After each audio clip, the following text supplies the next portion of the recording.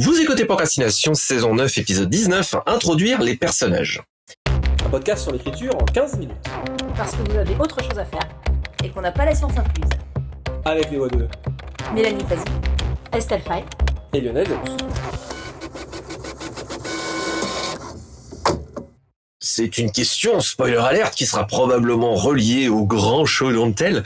Non mais globalement, le personnage est évidemment une fonction fondamentale de l'histoire. Quand on fait pas de la post-fiction, voilà.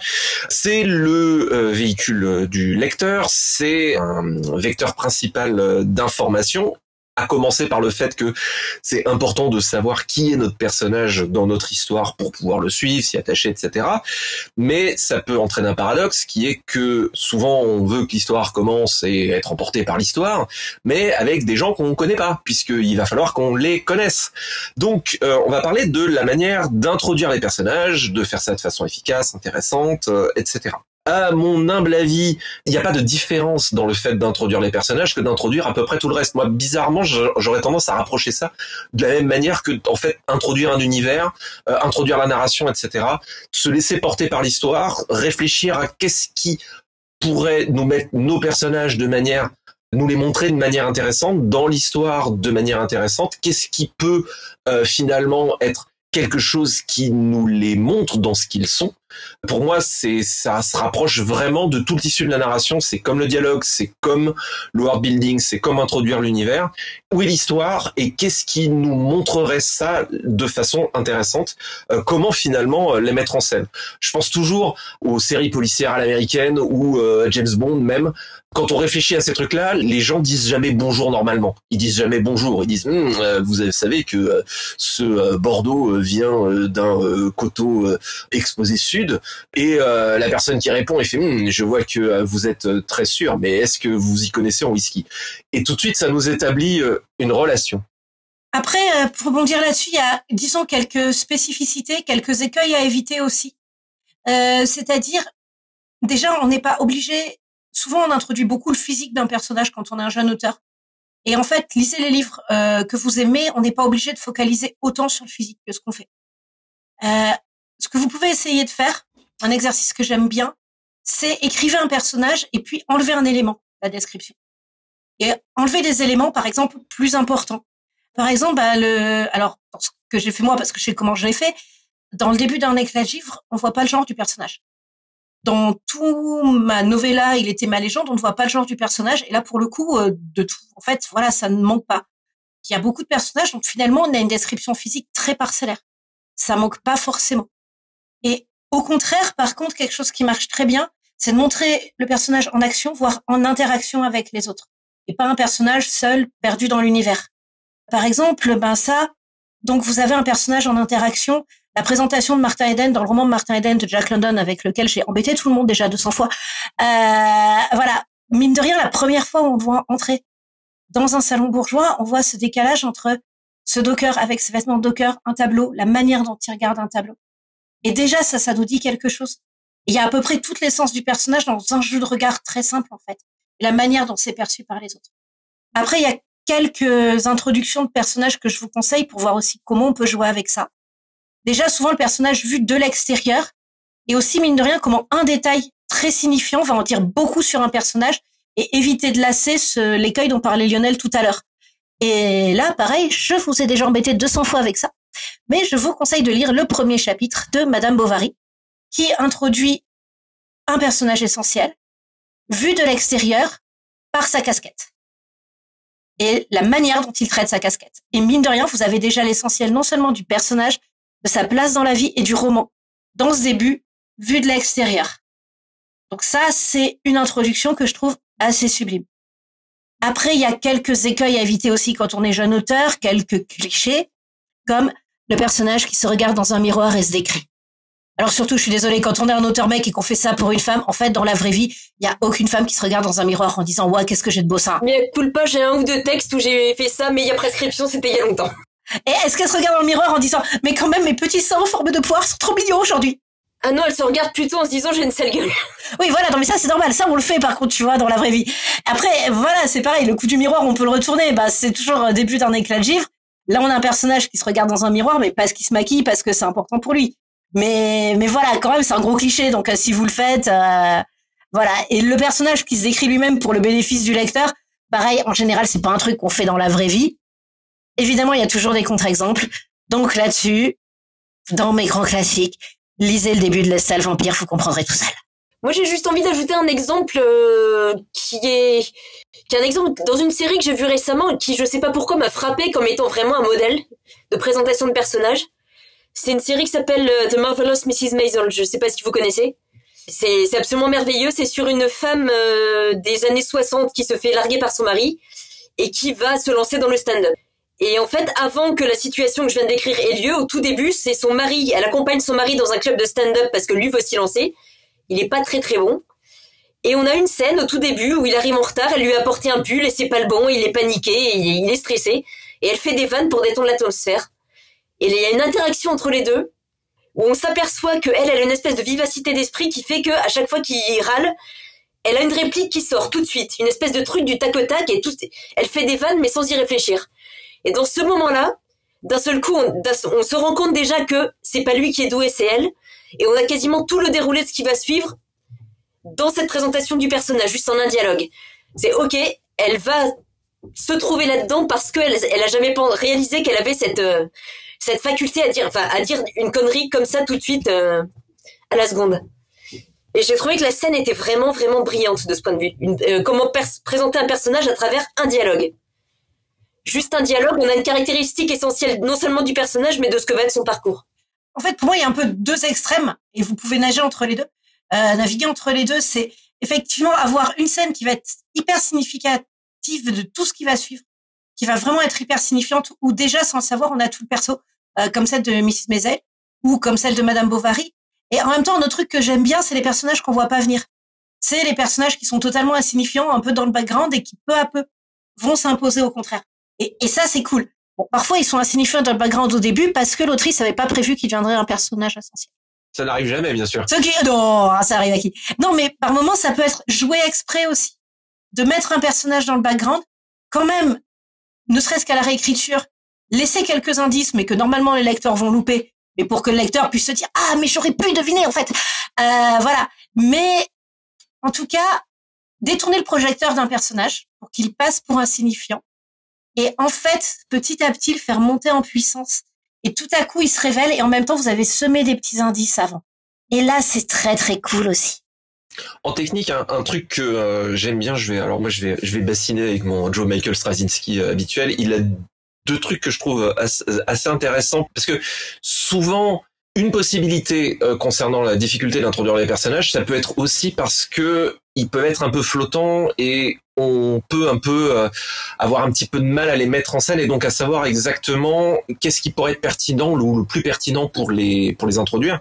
Et il y a cette technique que j'aime beaucoup. Il dit si vous pensez à votre meilleur ami et que vous l'imaginez se cogner petit orteil dans la table basse, vous imaginez tout de suite comment il va réagir.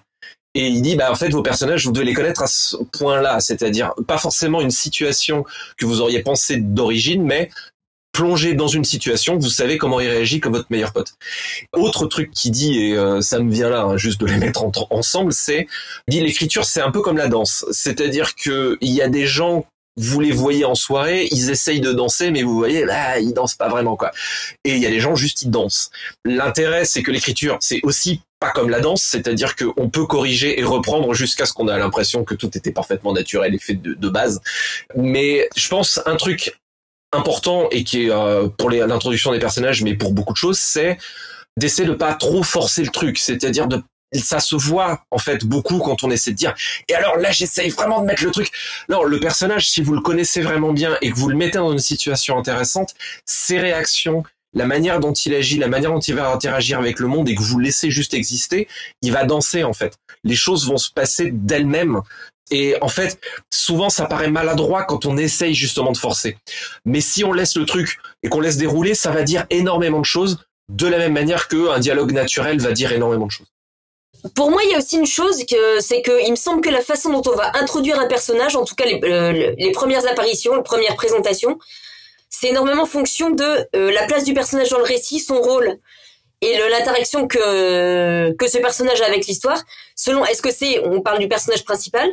Est-ce qu'on parle d'un personnage tout à fait secondaire mais marquant éventuellement, qui peut avoir juste quelques scènes, mais quelques scènes marquantes? Est-ce qu'on parle d'une focalisation interne ou est-ce qu'on est à la première personne, à la troisième personne? Et pour moi, c'est tout ça déjà qui va dicter comment introduire le personnage. J'introduis pas de la même manière l'héroïne, par exemple, que je vais incarner à travers tout un texte, de la même manière que j'introduis sa meilleure pote, qui va juste être un perso un peu rigolo, qui va avoir 2-3 scènes. Quelque part, le personnage aussi impose la façon dont le personnage s'impose à moi, c'est aussi la façon dont je vais j'allais dire l'imposer. Non, l'imposer, ça fait pas, c'est pas très positif. Mais de la façon dont je vais présenter le personnage, c'est la façon dont le personnage se présente dans l'histoire. Je sais pas si c'est très clair. Là, c'est pas tant un truc technique que vraiment une question d'impression, comme souvent. Après, si vous fonctionnez moins à l'impression, ou que vous cherchez un peu, moi, ce que je conseille, et que j'ai déjà fait aussi, c'est n'hésitez pas à jouer et à écrire et réécrire. De toute manière, vous allez passer des années à corriger, demandez à Lionel. Oui. Mais n'hésitez pas, par exemple, surtout pour un personnage important, à le présenter vu de l'extérieur, à le présenter en focalisation interne, à l'écrire de manière un peu différente. Comment est-ce qu'il va être vu par quelqu'un qui le connaît, par quelqu'un qui, en fait, se trompe beaucoup sur lui, comment il est perçu par les autres. Présentez-le vraiment par les interactions ensuite qu'il a avec son environnement ou les autres. Présentez-le de plein de manières différentes et amusez-vous avec ça. Surtout les personnages que vous avez un peu à cœur, que vous maîtrisez bien, utilisez-les aussi pour vous faire la main quelque part. Et écrivez différentes présentations, voyez comment elles sonnent. Et là, vous allez commencer à comprendre des trucs en essayant, en refaisant, en réessayant. Et ça va être cool. Et si vous êtes très architecte, vous pouvez prendre le truc à l'envers aussi. Là, pareil, ça marche pour le world building et pour à peu près tout. C'est-à-dire de se dire, il faut que j'introduise mon personnage. Comment faire? Qu'est-ce qui est pertinent pour l'histoire? Qu'est-ce que je peux lui faire d'intéressant qui démontrerait et qui mettrait en scène ses particularités ou les choses que je veux qu'on retienne de lui ou elle? Et c'est un peu le fusil de Tchekhov inversé. On dit toujours le fusil de Tchekhov, s'il y a un fusil sur le manteau de la cheminée, quelqu'un va tirer un coup de feu à l'acte 3. Le fusil de Tchekhov inversé, qui est la manière architecte de le dire, c'est il faut que quelqu'un tire un coup de feu à l'acte 3, je vais mettre un fusil sur le manteau de la cheminée à l'acte 1. Et je suis tellement malin. Mais en même temps, à la lecture, tout est linéaire et le lecteur, il verra pas le truc, il dira j'ai pas vu le truc. Personne ne sait à la lecture que en fait vous avez mis le fusil de Tchekhov sur le manteau de la cheminée, genre à la dernière ligne parce que vous êtes dit merde, j'ai besoin d'un fusil. Après aussi, disons un personnage, il a plusieurs étapes.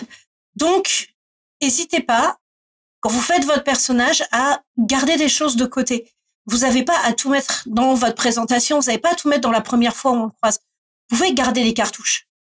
Du moment que c'est des cartouches qui sont cohérentes, en fait. Le truc, c'est qu'il faut qu'on puisse avoir une vision cohérente du personnage. Et un personnage attachant, c'est un personnage qui va évoluer. Donc, déjà, quand même, quand vous le présentez, il faut qu'il ait ce potentiel d'évolution. Ça fait partie des multiples problèmes des persos trop parfaits. Parce que souvent, quand on est un jeune auteur, on aime ces persos. On veut qu'ils soient beaux, grands, forts, intelligents. Et on veut pas qu'ils souffrent. Sauf que dans ce cas-là, ils sont pas attachants pour le lecteur. Ensuite, si vous voulez présenter efficacement vos personnages, c'est pas obligé. Mais un truc, par exemple, c'est de les présenter avec un enjeu. Si très vite on a l'enjeu d'un personnage, on va s'y accrocher. Si je vous dis bonjour, voilà Zurglub, il est épicier, donc à Sanglierville, vous allez trouver Zurglub peut-être pas mal parce que vous aimez bien les épiciers. Et en effet, c'est cool et c'est utile. Maintenant, si je vous dis voilà Zurglub, épicier à Sanglierville, qui est le seul à vendre l'alternative à la boisson produite par la grande multinationale qui veut détruire le monde et les sangliers, et il va se battre contre ceux qui arrivent dans sa maison et dans son épicerie. Et donc Zurglub, je vais vous le présenter, son fusil à la main, son dragon familier sur l'épaule, en train d'attendre les représentants de la multinationale devant sa boulangerie. Ça veut pas dire que c'est la seule ouverture possible, mais ça veut dire qu'il a un enjeu, et donc ça va être efficace. Voilà, ça vous lisez, si vous lisez du young adulte, il y a beaucoup de présentations efficaces avec un enjeu de personnage qui, s'il arrive pas tout de suite, arrive assez vite. Voilà, exemple type, lisez le début du Prince Cruel. Et vous pouvez aussi mettre votre personnage tout de suite dans une situation forte. Ça rejoint un petit peu, en fait. Après, vous n'êtes pas obligé. Ou vous pouvez vraiment, disons, là, on a parlé de séries télé et c'est cool parce que ça m'inspire aussi beaucoup. Maintenant, dans la présentation des personnages, le style joue énormément. Le style va vous donner la voix du personnage, quelle que soit la personne à laquelle vous l'écrivez. Et par exemple, si vous avez un style marqué, ça veut pas forcément dire un style fleuri, ça veut pas forcément dire première personne, mais ça va dire quelque chose d'un personnage. Lisez Virginie Despentes, le début de Vernon de Subutex, par exemple. Et là, vous avez un style qui est vraiment pas fleuri, qui correspond à un personnage, pourtant vu à la troisième personne. Donc voilà, si vous trouvez le bon style pour vos personnages, c'est pas mal. Vous pouvez chercher différents styles pour différents personnages. Après, ça risque de par moments clasher un peu dans le livre, donc faut voir comment... Mais surtout, faites des essais là-dessus. Mais vraiment, le style peut dire énormément d'un personnage. Si vous trouvez une phrase d'accroche pour un personnage, c'est génial. Lisez la première phrase d'IGH de Ballard. Et là, vous avez un perso, on ne sait rien de lui, ou presque, si ce n'est qu'il est en train de faire quelque chose sur son balcon et qu'il est très cool avec ça. Et là, déjà, ça vous pose quelqu'un que vous avez envie de suivre jusqu'au bout du monde, ou au moins jusqu'au bout du livre. J'ajouterais juste une précision, c'est que tout ce que vous dites marche essentiellement pour l'écriture de romans pour certains points, comme l'évolution du personnage dans la nouvelle, c'est pas forcément le cas. Oui, clairement. Par contre, je dirais que le côté est défini par la voix, aussi bien soit la voix de la narration, soit la voix du personnage dans les dialogues. Effectivement, dans la nouvelle, qui a un côté un peu plus impressionniste, je dirais. Ça peut être très marquant et ça peut poser un personnage en quelques lignes, quelques paragraphes, puisque dans la nouvelle, on n'a pas le temps de développer le personnage. Et souvent, justement, par un enjeu, par la manière de le décrire, par le style, c'est par ça que ça peut être... on peut faire un personnage extrêmement marquant, mais en le présentant de manière très réduite et compacte, qu'on se prend un peu plus dans la gueule, je dirais. Parce que la nouvelle vise un peu plus une forme d'efficacité plus directe. Après, dans les très bonnes voix de personnages, voilà, vous avez aussi... Nous avons toujours vécu au château de Shirley Jackson, où tout de suite, vous avez, pareil, un personnage qui, dès sa présentation, en fait, est hyper marquante. Et encore une fois, sans faire... Quand je parle de style, souvent on dit, mais un style, en gros, ça va être des grandes phrases et tout. Et pas forcément. Lisez le début donc de Nous avons toujours vécu au château. Lisez Shirley Jackson en général, parce que c'est super bien. Si aussi, quand je disais qu'on peut enlever un élément d'un personnage, ça peut être méga significatif. Et par exemple, là-dessus, alors je vais pas spoiler, mais pour ceux qui l'ont lu, Rebecca de Daphné du Maurier, pour ceux qui l'ont pas lu, lisez-le et voyez quel élément manque sur l'héroïne.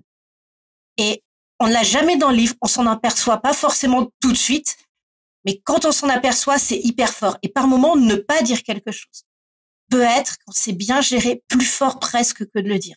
Lisez Rebecca, prenez une leçon d'écriture, c'est beau. Oui, exemple génial. On se retient tellement de spoiler là, mais c'est horrible. Ah ouais, non seulement c'est passionnant, mais effectivement, c'est cette histoire de l'élément manquant, et c'est dommage, on peut pas trop spoiler, c'est brillant, c'est vraiment brillant. Petite citation pour terminer. Citation d'Anton Tchekhov. Assure-toi de ne pas débattre de l'état d'esprit de ton héros, rends-le évident par ses actes. C'était Procrastination, merci de nous avoir suivis. Maintenant, assez procrastiné, allez écrire.